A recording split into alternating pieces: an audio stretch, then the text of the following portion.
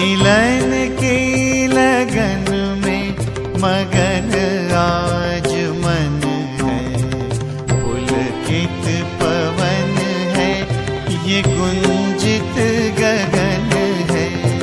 प्रभु की प्रतीक्षा में सारा भुवन है, आंगन में शिव का ये शुभ आगमन है। मिलन की लगन में मगन आज मन है।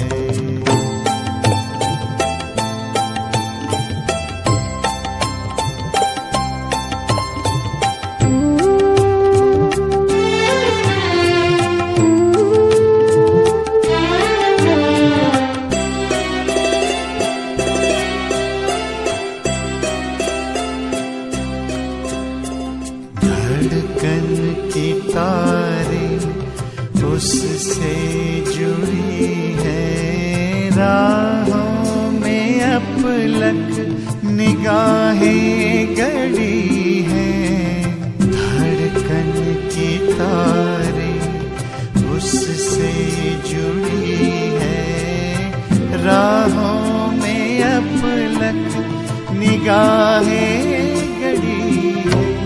घड़ी ये बड़ी दे रही सुख सघन है, घड़ी ये बड़ी दे रही सुख सघन है। आंगन में शिव का ये शुभ आगमन है। मिलन की लगन में मगन आज मन है।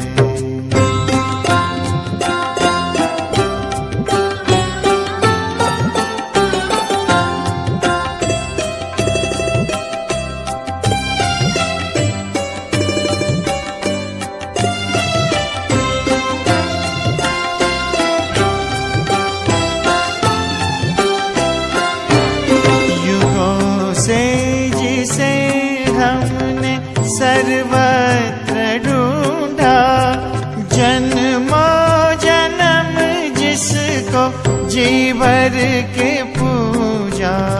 युगों से जिसे हमने सर्वत्र ढूंढा, जन्मों जन्म जिसको जी भर के पूजा। ना कोई दूजा मेरा प्राण धन है।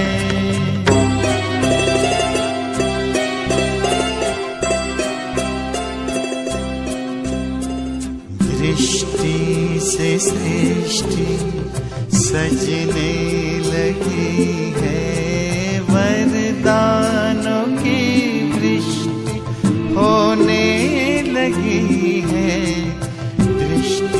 से सृष्टि सजने लगी है, वरदानों की वृष्टि होने लगी है।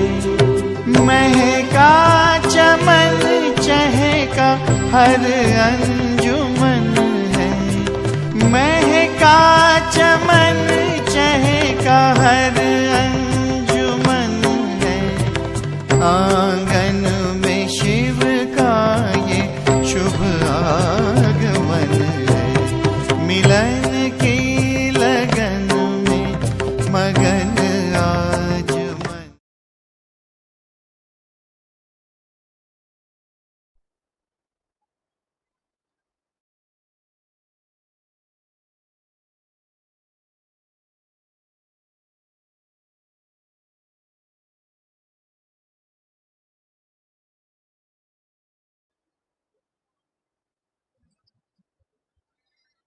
ओम शांति।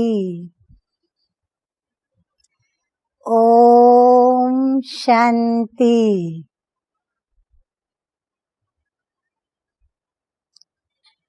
हम सभी ने गीत सुना लगन में मगन अवस्था का और लवलीन स्थिति का। बाबा भी हम बच्चों को कहते हैं कि बाबा को कैसे याद करना है।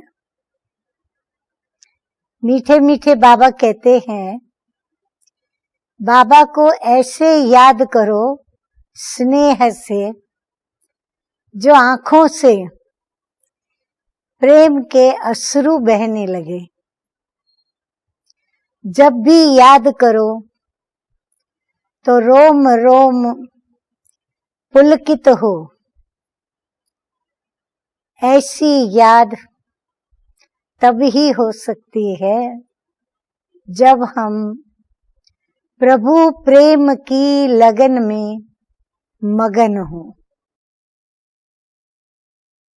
अब हम बहुत बार ये शब्द सुनते रहे हैं, ये शब्द सुनते रहे हैं, लवलीन स्थिति, लगन में मगन अवस्था। तो पहले हम इस लवलीन और लगन में मगन, इन दो शब्दों की परिभाषा को देखेंगे, अर्थात इनके अर्थ और भाव को समझ ले। हर शब्द पहले बौद्धिक स्तर से समझना होता है, उसके पश्चात उसका जो अर्थ हमने समझा, उसके भाव पूर्ण हृदय के अंदर भावनाएं उत्पन्न होनी आवश्यक है। जब बुद्धि पूर्ण रूप से उसकी जानकारी से प्रभावित हो, अर्थात पूर्ण रूप से जानकारी यथार्थ हो हमारे पास, और फिर हृदय भी जिस जानकारी को उसने प्राप्त किया उसमें वो सहमत भी हो और उस अर्थ को वो भाव के रूप में महसूस भी करे। अब हम आते हैं उस शब्द पर, लव और लीन। लव शब्द इंग्लिश है, अंग्रेजी में है, और लीन शब्द हिंदी का, गुजराती का है। परंतु लव शब्द की जगह पर हम लव शब्द लें, यानी दिए की जो बाती होती है वो जब जलती है तो कहते हैं दिए की लौ जल रही है, यानी उसकी बाती जल रही है। तो उस लौ में, उस जलन में लगन हो, यानी उस लौ में उसकी अग्नि की तपन हो। तो लव में लीन अर्थात प्रेम में मग्न, या प्रेम ऐसा हो जैसे हम उसके अंदर समा जाएं। अब प्रेम दो व्यक्तियों के बीच में ही होता है, और वो दो व्यक्ति कौन, हम ज्यादा इसकी डिटेल में नहीं जाते, परंतु अभी हम दो व्यक्ति या दो हस्तियों को लेकर के आगे बढ़ेंगे।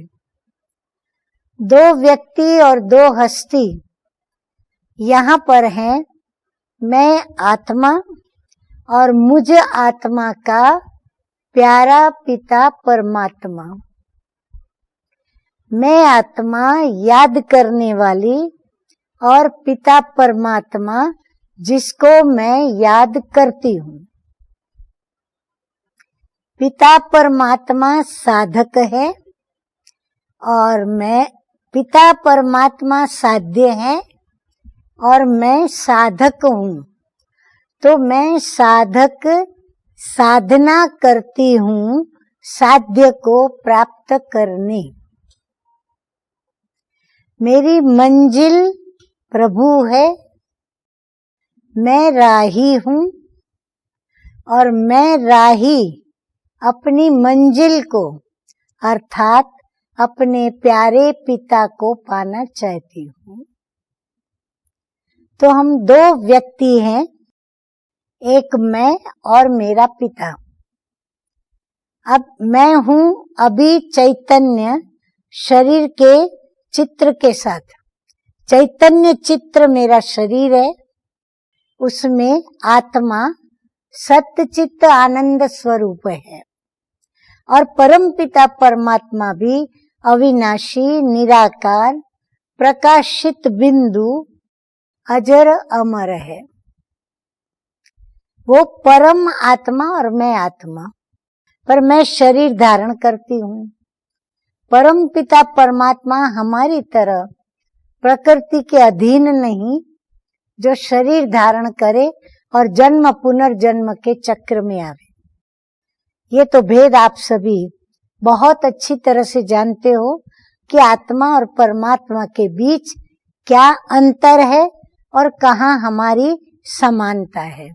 समानता इसलिए है कि वो मेरे पिता है, मैं उनकी संतान हूँ, परंतु पिता और पुत्र के बीच में गुणों की विशेषताओं का अंतर होता है, जो अंतर मुझ में और पिता परमात्मा में भी है।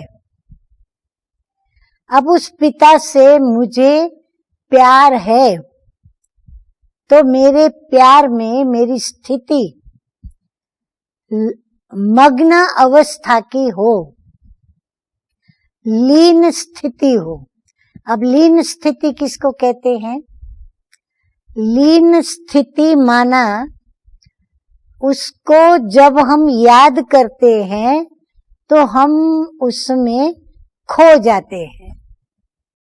खो जाना माना यहाँ से हम एब्सेंट हो जाते हैं और प्रभु के पास हम प्रेजेंट होते हैं। यहाँ हम मिट जाते हैं और प्रभु के पास हम जाकर के जाग उठते हैं।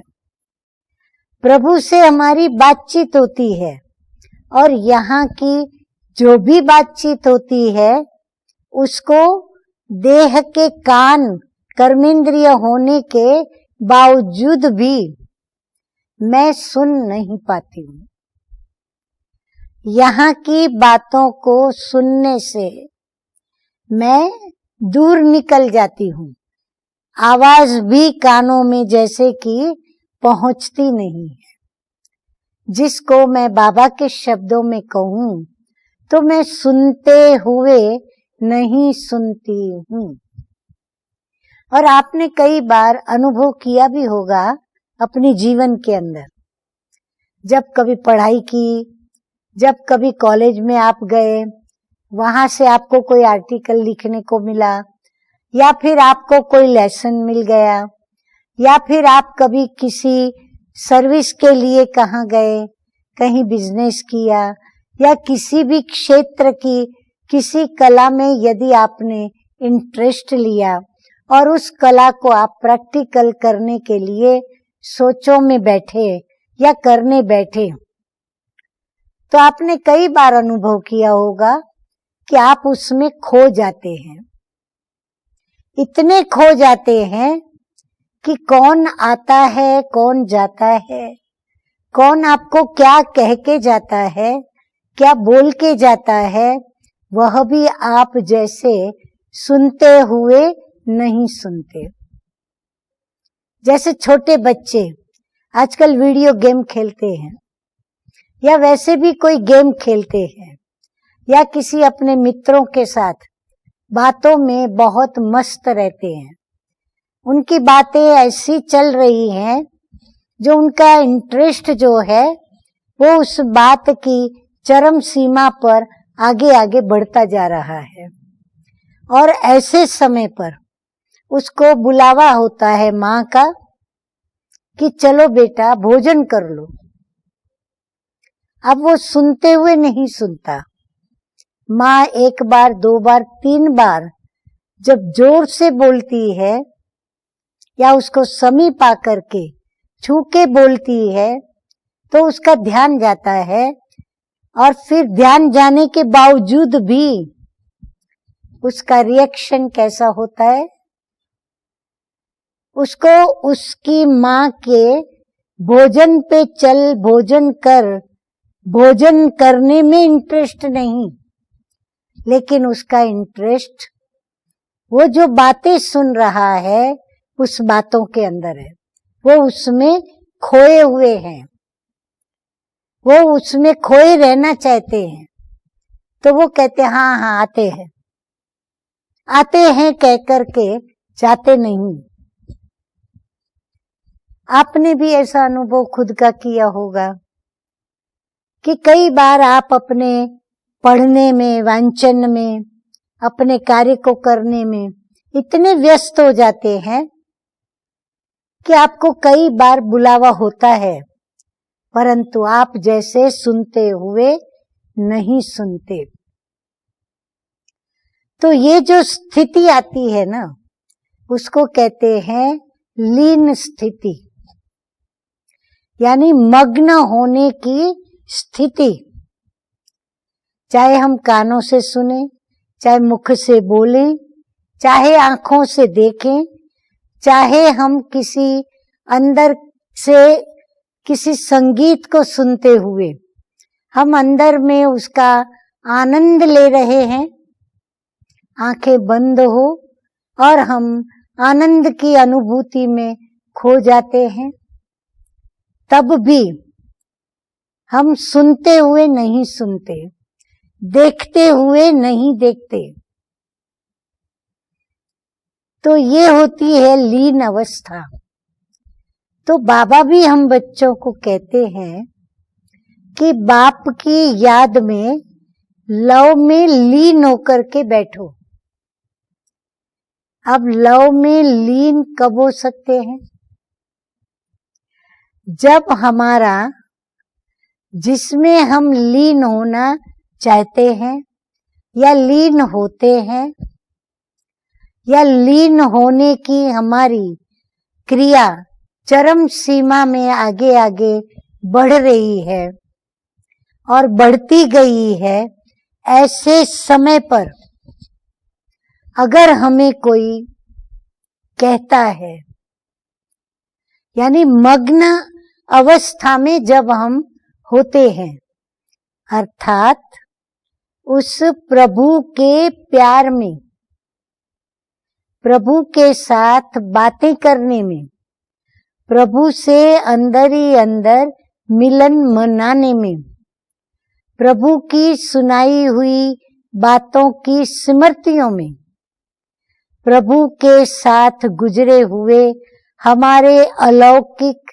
अवर्णनीय, अदृश्य जो हमारे पल गुजरे हैं, जो हमारे साथ घटनाएं घटी हैं, जो हमको अनुभव में बातें आई हैं, यदि हम उनके स्मरण में, उन स्मृतियों में, उन यादों में अगर हम चले जाते हैं, इतना आगे निकल जाते हैं कि हम सुनने की जो सीमा है उस सीमा के पार निकल जाते हैं।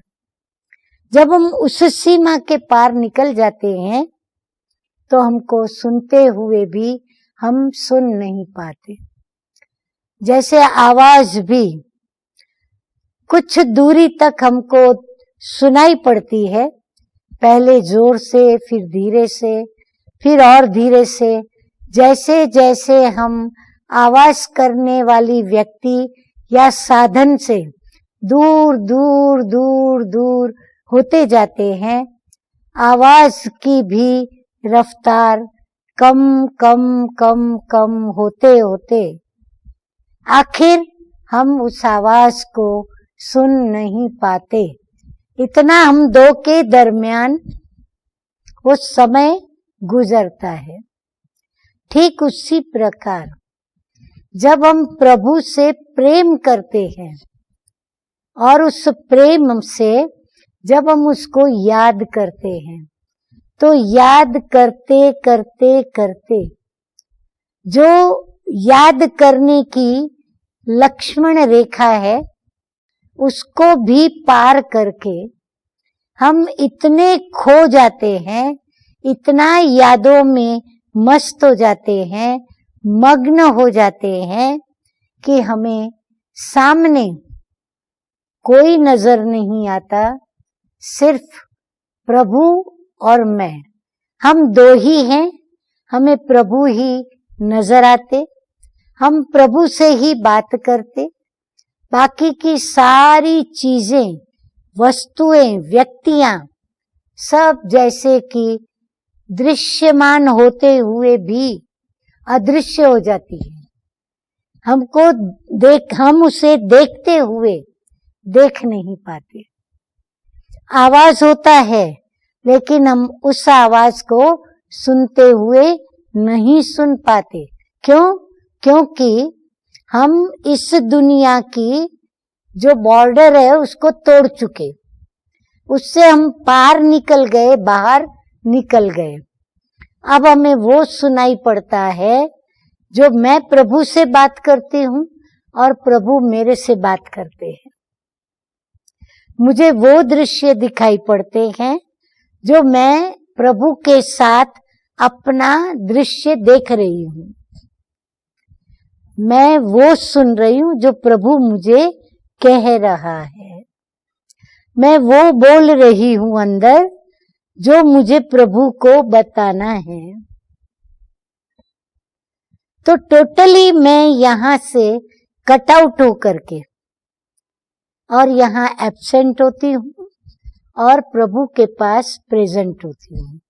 जिसको हम याद के कायदे की बात कहें तो यहाँ से मैं डिटैच हो जाती हूँ और ऊपर मैं प्रभु के साथ अटैच हो जाती हूँ। तो जब मैं डिटैच हो जाती हूँ इस दुनिया से, स्वयं से, स्वयं के नाम रूप और स्वयं के परिचय से, मैं खुद भी खुद को जब भूल जाती हूँ, यानी इस देह को मैं भूल जाती हूँ, परंतु इस देह में मैं आत्मा हूँ, यह स्मृति लेकर मैं प्रभु के अंग संग जुड़ती हूँ। जब मैं वहां अटैच होती हूँ तो फिर मेरी अवस्था लीन अवस्था होने लगती है और उस लीन अवस्था में यानी मग्न अवस्था, जिस मग्न अवस्था में एक अलग प्रकार का न्यारा सुख है, वो न्यारा सुख बड़ा आत्मा को प्यारा लगता है। वो सुख उसको अपना सुख भासता है। वो न्यारी स्थिति में मेरी स्थिति अतीन्द्रिय सुख की स्थिति होती है, परम आनंद की स्थिति होती है। अर्थात मुझे उस स्थिति में ही रमते रहने का, उस स्थिति में ही मैं कायम रहूं। मुझे ऐसे अंदर में दिल होती है कि बस मैं अभी यहीं पर रहूं, क्योंकि वहां मुझे परम आनंद की अनुभूति होती है, शांति की अनुभूति होती है। प्रभु से जो मीठी मीठी मेरी बातें होती है या प्रभु के द्वारा जो मीठी बातों का रिस्पॉन्स मुझे जो मिलता है, उससे मेरे आत्मा को सुकून मिलता है। आत्मा अंदर ही अंदर हर्षित होती है, सब दुख दर्दों को जैसे वो भुला बैठती है कुदरती भूल जाता है। ये एक ऐसा करिश्मा है, ये एक ऐसा जादू है। हम ज्यों ही यहाँ से डिटैच होकर के और प्रभु के प्यार में अटैच होते हैं, प्रभु की सही याद से जब हम अटैच होते हैं या प्रभु की याद से हम यथोचित जुड़ते हैं, मैं आत्मा का तार बरोबर प्रभु से जुड़ जाता है, तो मेरी स्थिति क्या है? लगन में मगन अवस्था की स्थिति है, जिसको हम लव में लीन कहें। अब यदि मैं प्रभु के साथ वह बातें करती हूँ जो बातें मेरे जीवन में नहीं थी, जिसकी मेरे जीवन में कमी थी, जिस बातों की मेरे में कमजोरी थी, जिन बातों की मेरे में खराबियां थी, जिन बातों की मेरे में नकारात्मकता थी, अगर मैं प्रभु से जो मैंने सकारात्मकता प्राप्त की, प्रभु से मैंने जो अच्छी सुकून वाली सुखद अनुभूतियां की, प्रभु से मुझे मदद मिली, अचानक मदद मिली, करिश्मा मेरे साथ हुआ हो, ऐसी जादू भरी अनेक घटनाएं मुझे याद आई, और कैसे कैसे कठिन समय में मुझे प्रभु ने आकर के मदद की, कैसी कैसी विपरीत परिस्थितियों में से प्रभु ने मुझे बाहर निकालकर अपनी स्व की स्थिति में स्थित किया, कैसे कैसे मैं देहधारियों की यादों में, उनके अल्पकालीन अल्प सुखों के पीछे, उनसे मिलने वाले शारीरिक भौतिक सुखों के पीछे मैं अल्प समय के लिए सुखी, परंतु दीर्घ समय के लिए मैं दुखी, और कैसे मैंने लोगों में स्वार्थ वृत्ति देखी, कैसे लोगों ने मेरा गैर लाभ लिया, कैसे लोगों ने मुझे यूज किया, कैसे मुझे प्रभु ने आकर के इन सब बातों में से बाहर निकाला, बचाया, मुझे असलियत समझाई, मैं असलियत को पहचान सकी, परख सकी, प्रभु के दिए हुए ज्ञान से, प्रभु के दिए हुए रूहानियत स्नेह से। तो जब ये लवलीन स्थिति की रूहानियत अर्थात रूहानी प्रेम की अनुभूति मुझे प्रभु के द्वारा होने लगी और होती है, और लगन में जब मैं मगन हूँ तब तो मेरे ऊपर अनुभूतियां, सुखद अनुभूतियां, सुकून की अनुभूतियां और वह घटनाओं की परम आनंद की स्मृतियों की बारिश जब मुझे भिगोती है, तो वो बारिश जैसे कि मेरी हृदय को भी भिगोती है, आत्मा को भिगोती है, आत्मा स्नेह से गदगद होती है, और उसकी ये गदगद स्थिति, स्नेह में भीगने की स्थिति, वो वर्षा मेरे नेत्रों के द्वारा अश्रु बन करके बहने लगती है कि शुक्रिया बाबा, शुक्रिया। आप नहीं मिलते तो सत्य ज्ञान पता नहीं चलता, आप नहीं मिलते तो मैं दुखी से सुखी नहीं बनती, आप नहीं मिलते तो मैं अज्ञानी से ज्ञानी नहीं बनती, आप नहीं मिलते तो मुझे अशांति से शांति की अनुभूतियां नहीं आती, आप नहीं मिलते तो मुझे जो सब कुछ प्राप्त है, जो भी मैंने पाना चाहा, वो सब कुछ मुझे मिला। ऐसे जब हम गदगदित होकर के उसके उपकारों को, उसकी मदद को, उसकी मिलने वाली शक्तियों को, उससे मिलने वाली शक्तियों को, उससे मिलने वाले गुणों को, ये सब जब हम याद करते हैं, फिर वो भी संबंध के साथ, संपर्क संबंध मन से, दिल से, वचन से, कर्म से जब हम याद करते हैं तो स्वाभाविक उसमें संबंधों का, संपर्क का और जो श्रेष्ठ कर्म प्रभु से मिलने के बाद, प्रभु से प्राप्त करने के बाद मैं जो कर रही हूँ, करती जा रही हूँ और उसके फल प्रत्यक्ष रूप में अनुभव भी करती जा रही हूँ, तो मेरा हृदय उसको प्यार से, लव में लीन हो करके, याद में मगन हो करके उसको याद करता है, उससे मीठी मीठी बातें करते हैं, उसके स्नेह की वर्षा का अनुभव करते हैं।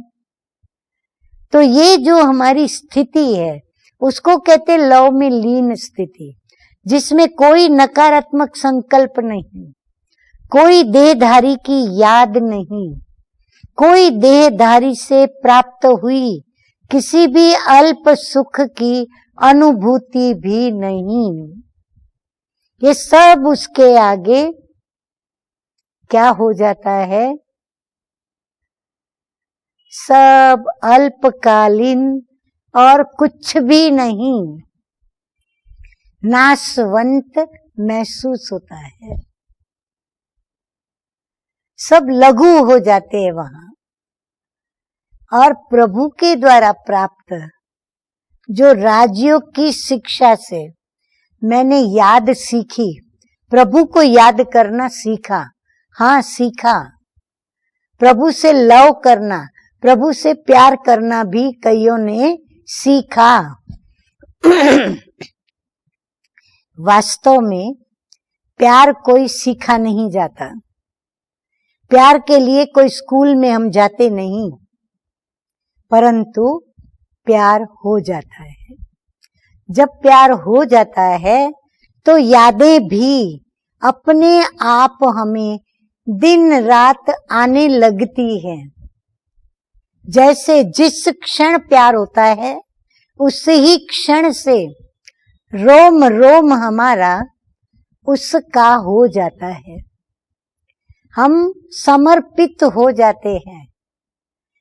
मैं नहीं रहती, मेरे में वो समा जाता है और मैं उसकी यादों में खोई हुई रहती हूँ, मैं उसकी याद में समा जाती हूँ। कुछ नहीं याद आता, न वस्तु, न पदार्थ, न व्यक्ति, न कोई रस, न कोई आकर्षण।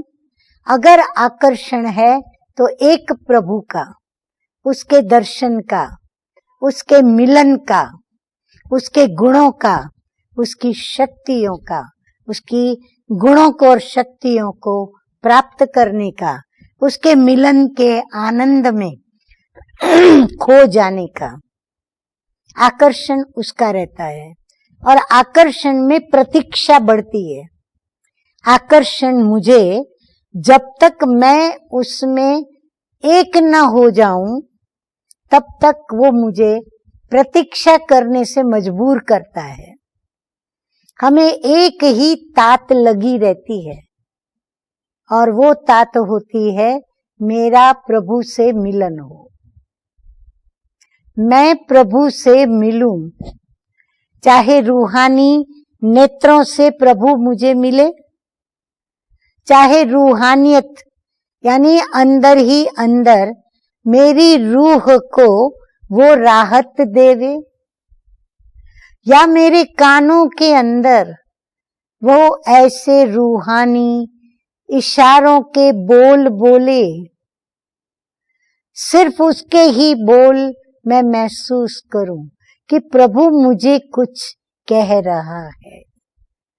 वहां सारी आवाजें बंद हो जाए, सिर्फ मुझे प्रभु के इशारों की आवाज ही सुनाई पड़े।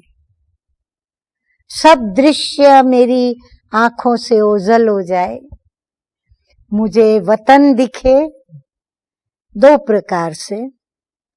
जिस तन में प्रभु पधारे वो ब्रह्मा बाबा का अव्यक्त तन जो सूक्ष्म वतन में है, और दूसरा शिव पिता निराकार उसका ज्योति स्वरूप। जब मैं उसमें उस दृश्य को देखती हूँ तो मुझे कोई दृश्य नहीं दिखता, परम धाम दिखता, सूक्ष्म वतन दिखता, निराकार बाबा शिव दिखते और आकारी वतन में बाबा ब्रह्मा दिखते। और वो वतन हमारा जहां किसी भी प्रकार का कोई शोरगुल नहीं, जहां मैं बिल्कुल शांति की स्थिति में हूं। और ऐसी शांति की स्थिति मेरे अंदर ऊर्जाओं को जागृत करती है। और ये ऊर्जा जब अंदर में जागृत होती है तो जो घटनाएं मेरे साथ घटने लगती हैं वो असंभव को संभव करती है। कैसे संभव होती है?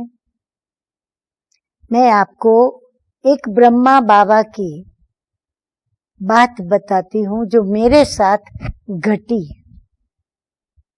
कैसे मैंने ब्रह्मा बाबा का ऊंची स्थिति जो उनकी लगन में मगन होने की और अपने वाइब्रेशंस आत्माओं तक पहुंचाने की स्थिति को प्रभु की याद में प्राप्त किया। सिद्धि को जो ब्रह्मा बाबा ने प्राप्त किया उसकी मैं बात बताती हूँ। मुझे याद है मेरी किसी एक कमजोरी के कारण, जिस कमजोरी को मिटाने के लिए मैं बहुत प्रयत्नशील थी, खूब प्रयत्न करती थी, बाबा को भी याद करती थी, रोती थी, बाबा को बताती थी, खूब लिखती थी, रोज लिखती थी, बाबा मुझे इस स्मृति के बंधन से मुक्त करो, क्योंकि मुझे बार बार बार बार वो स्मृतियां याद आती थी। स्मृतियां मुझे रुला के जाती थी, वो स्मृतियां मुझे दुखी करती थी, मुझे अशांत करती थी और मुझसे वो कर्म करवाना चाहती थी जो मुझे नहीं करने चाहिए। यानी विकारों से संबंधित बात नहीं, परंतु जब हम प्रभु से प्यार नहीं करते तो कहीं ना कहीं अपनी बहन, माँ, पिता या किसी भी मित्र संबंधी से हमारा नाम रूप का प्यार होता है। प्रभु तो प्रीतम था ही मेरा, वो मेरा साजन तो था ही, वो मेरा पति तो था ही, और मैंने उसको दिल से जिगर से स्वीकार किया था और उस रूप में मैं उनको ही याद करती थी। लौकिक में कोई भी ऐसी व्यक्ति नहीं थी जिनको इस संबंध से मैं याद करूं, परंतु कोई कर्म का हिसाब किताब जो किसी व्यक्ति का स्मृति में बार बार आना दुखी कर जाता था, अशांत हो जाती थी, जैसे मजबूर सी हो जाती थी, क्योंकि अंदर में दिल को खाता था कि मैं तो बाबा की हूँ, मेरा प्रेमी बाबा, साजन बाबा, मेरा पति बाबा, पिता बाबा, सब कुछ मेरा बाबा है। फिर मुझे देहधारी की याद क्यों आनी चाहिए। जबकि बाबा मुझे आज तक भी बार बार यही कहता कि अपने को आत्मा समझ मुझ पिता परमात्मा को याद करो, इसी का अभ्यास करो। आज तक हम वही अभ्यास कर रहे हैं। तो मैं परेशान कई बार उठ जाती थी 2 बजे, 2:30 बजे, अमृत वेले 3 बजे। तो एक दिन ऐसा अनुभव मुझे यहाँ, मैं मुंबई में हूँ, बाबा मधुबन में अपने कमरे में है, मैं याद में बैठी हूँ, पर मुझे ऐसा अनुभव आया कि मैं याद में मुंबई में अपने स्थान पर नहीं बैठी हूँ, लेकिन मैं मधुबन में बाबा के कमरे में बाबा के सामने बैठी हूँ। बिल्कुल सादृश, प्रैक्टिकल। ब्रह्मा बाबा सामने हैं, जैसे साकार में उनके कमरे में बैठे हुए होते थे, मैं सामने बैठ के उनकी दृष्टि लेती थी, ऐसे मैं उनकी दृष्टि ले रही हूँ। पूरा कमरा लाल लाल है, बाबा भी लाल लाल है और मैं भी लाल लाल हूँ। मैं बाबा से दृष्टि ले रही हूँ, बाबा मुझे दृष्टि दे रहे हैं, परंतु मुझे ऐसे अनुभव आया कि एक तो मैं अपने स्थान से दूर बाबा के कमरे में पहुंची हुई बाबा के कमरे में बैठी हूँ, और दूसरा बाबा की दृष्टि से इतनी शक्तियां भर रही है मेरे में, और बाबा मुझे नैनों के द्वारा वह मूवी की भाषा में मुझे कुछ कह रहे हैं, समझा रहे हैं। जब ऐसी स्थिति होती है ना, तो हम वह रूहानी नैनों की भाषा, आत्मा, परमात्मा की वो इशारों की भाषा सहज समझ लेती है। तो मुझे समझ में आ रहा था कि बाबा मुझे कैसे समझाते समझाते मुझे उस बंधन से मुक्त कर रहा है, और मेरे अंदर उस बंधन को टूटने की एक ऐसी सुखद अनुभूति होने लगी कि अब मैं इस देहधारी को याद करके न दुखी होगी, न अशांत होगी, न मजबूर होगी, न मैं रोऊंगी, न चिल्लाऊंगी। इतनी मुझे अंदर में प्राप्ति का अनुभव हुआ। अब ये सिद्धि प्रभु की है कि वो जिसको याद करे, ब्रह्मा बाबा, उसको वो अपने स्थान पर, अपने सामने उपस्थित कर सकता था। उनके वाइब्रेशंस इतने प्योर, इतने पवित्र, इतने वैदेही कि वो जिसको चाहे उसको अपने पास बुलाकर बिठाता था, सुनाता था, समझाता था, खूब बल भर देता था, और सेकंड में जैसे उड़ा के ले आया, ऐसे उड़ा के उसको अपने स्थान पर भी पहुंचा दिया। जब मैं अपने स्थान पर पहुंची, मेरा ध्यान टूट गया। मैं सोचने लगी, मैं देखने लगी, मैं कहाँ हूँ। अरे मैं अभी अभी तो बाबा के सामने बैठी थी, और अभी अभी मैं ये कहाँ आ गई। इस सुखद स्मृति को मैं आज तक भी भूली नहीं हूँ। ये स्मृतियां, ये सुखद घटना मेरे साथ बार बार घटने लगी। आज भी मेरा रोम रोम, जैसे रोम मेरे खड़े हो गए हैं। तो इसको कहते हैं असंभव से संभव होना। दूसरी एक घटना, असंभव को संभव करने की, जिसने मेरे जीवन में मुझे धन्य धन्य कर दिया है। वो घटना है कि ब्रह्मा बाबा तो वतनवासी बने, अव्यक्त बाप दादा का गुलजार दादी के तन में आना जाना होने लगा और हम अव्यक्त वाणी सुनने लगे।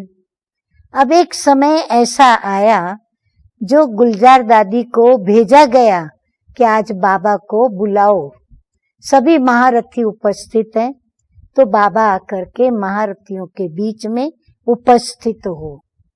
लेकिन गुलजार दादी वापस आ गई।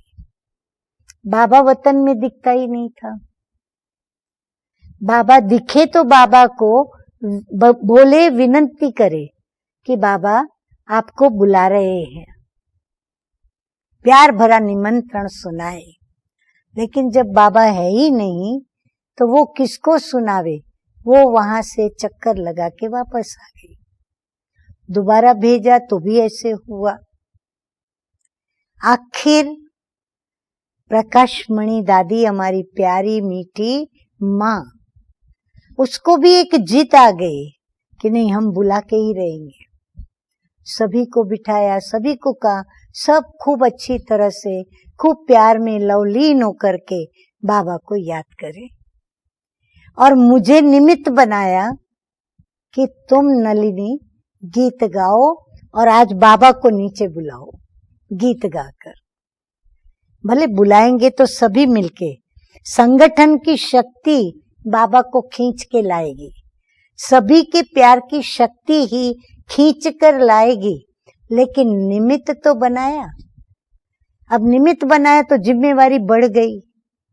मैं अंदर अंदर हल्का सा पानी में लकीर की तरह घबराई कि बाबा नहीं आए तो मेरे प्यार की कसौटी में मैं फेल हो जाऊंगी। आज ये मेरी बहुत बड़ी जीवन की पहली और लास्ट कसौटी है।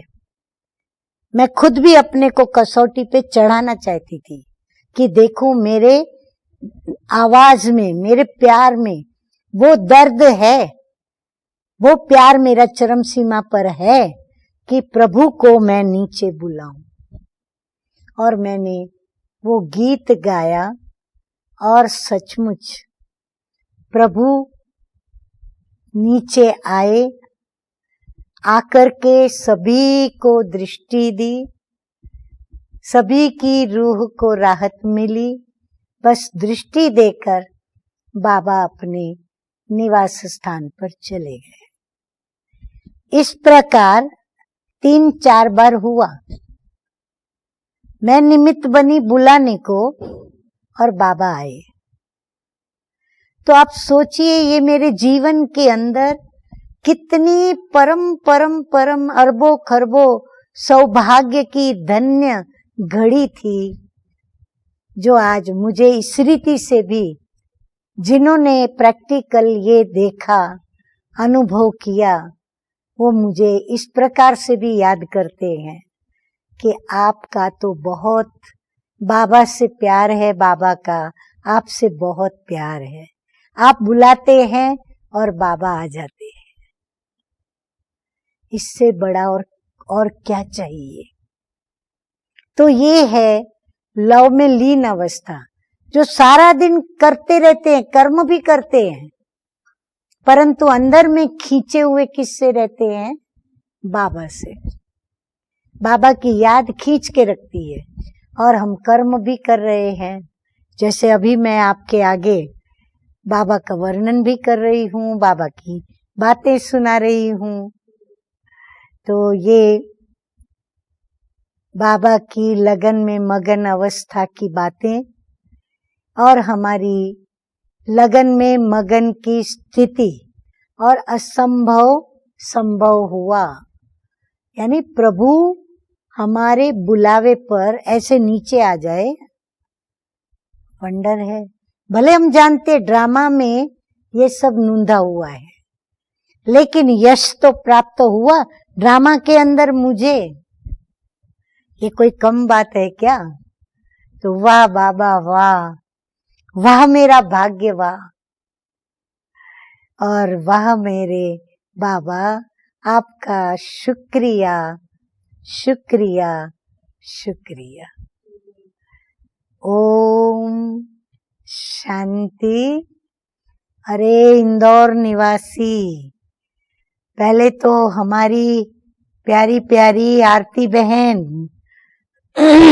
नाम ही आपका है आरती।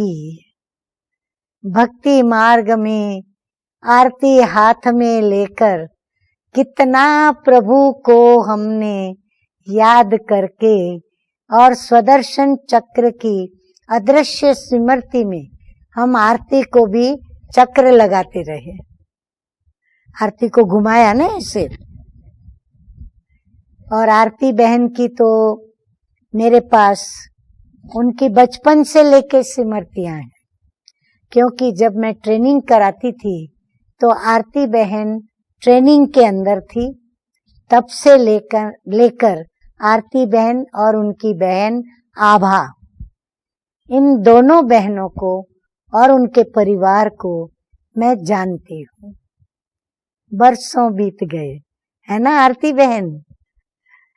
तो आरती बहन ने बड़े प्यार से आप सभी के सुख के लिए, आप सभी को बाबा की बातें सुनकर खुशी मिले, अनुभव की बातें सुनकर आप अपनी स्थिति को इतनी ऊंची बनाओ, उसके लिए मुझे निमंत्रण दिया कि आप हमारे इंदौर निवासी जो भाई बहने हैं उनको आप लगन में मगन अवस्था और लवलीन स्थिति यानी प्यार में समा जाने की स्थिति क्या होती है उस पर आप क्लास कराएं, और असंभव से संभव कैसे होता है। आप सबके जीवन में कई ऐसी बातें होंगी जो असंभव थी, संभव हो गई। मेरा ज्ञान में आना, ब्रह्मा कुमारी बनना बिल्कुल असंभव था, लेकिन बाबा ने संभव कर दिया और मैं ब्रह्मा कुमारी बन करके न सिर्फ इतना, लेकिन hear no evil, see no evil, talk no evil का कैलेंडर बनाकर बाबा ने मुझे जगत में प्रख्यात भी कर दिया। कैसे नहीं दिल गदगद होगा उस पिता के लिए शुक्रिया करने को, जिसने मेरा परिचय बनाया। जो मेरा परिचय है, मेरा अपना कोई परिचय नहीं, मेरा परिचय बाबा है। अच्छा, ओम शांति। अभी मैं आप सभी को, जब तक टोली ना मिले हम ब्राह्मणों को चैन नहीं आता, तो आपके लिए टोली लाई है। बॉम्बे के हाफूस आम्ब बाबा भी बहुत दिल से याद करता था और हम लोग आम लेके जाते थे। आज भी हम लोग लेके जाते हैं, लेकिन ये महामारी बीमारी के कारण आज हम लोगों का आपसे ऐसे मिलना हो रहा है।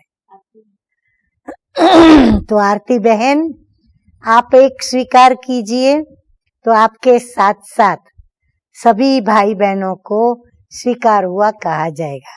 और आप सबको जरूर मेरी तरफ से आप आम खिलाना, भूलना नहीं, पर बाबा को याद करा के खिलाना, ठीक है?